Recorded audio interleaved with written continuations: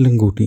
وزارت مواصلات مغربی پاکستان نے ایک کتابچہ شائع کیا ہے، نام ہے مفصل ہدایات برائے عازمین حج۔ اس کتابچے کے صفحہ 44 پر قابل عمل ہدایات کی زیر سرخی کے تحت شق نمبر 3 میں درج ہے کہ حکومت کے مقرر کردہ اصول کے تحت اپنے ساتھ راشن ضرور لے جائیں، خواہ آپ درجہ اول کے مسافر ہی کیوں نہ ہوں، کیونکہ حجاز میں اشیاء خوردنی گراں ہیں۔ بے شک حجاز میں اشیاء خوردنی گراں ہیں، لیکن اگر آپ اپنے ساتھ راشن لے جائیں گے تو یقین جانیے یہ احتیاطی اقدام آپ کو بہت مہنگا پڑے گا۔ اگر آپ آٹا ساتھ لے جائیں گے تو اس کے ساتھ آپ کو ایک ایسا برتن لے جانا پڑے گا جس میں آٹا گوندا جا سکے، پھر ایک توا لے جانا پڑے گا جس پر روٹی پکائی جا سکے، ساتھ ہی ایک چولہا لے جانا پڑے گا کہ روٹی پکانے کے لیے آگ جلائی جا سکے، پھر مٹی کے تیل کی ضرورت پڑے گی جو آگ جلانے میں مدد دے،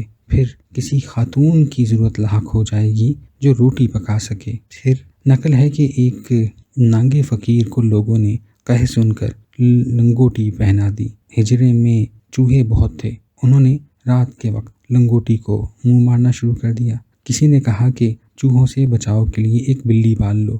بلی پالی تو اس کے لیے دودھ کی فکر دامن گیر ہوئی۔ ایک بہی خان نے مشورہ دیا کہ دودھ کی مسلسل سپلائی کے لیے ایک بکری خرید لی جائے۔ بکری خرید لی تو اس کے لیے چارہ فراہم کرنے کا بندوبست کرنا پڑا۔ لوگوں نے مشورہ دیا کہ یہ تو کوئی مشکل کام نہیں، پاس ہی جنگل ہے، روز جا کر ہری ٹہنیاں کاٹ لاؤ۔ فقیر نے یہ کام اپنے ذمہ لے لیا۔ ایک روز جب وہ درخت پر چڑھ کر ٹہنیاں کاٹ رہا تھا تو پاؤں پھسلا اور نیچے گرا۔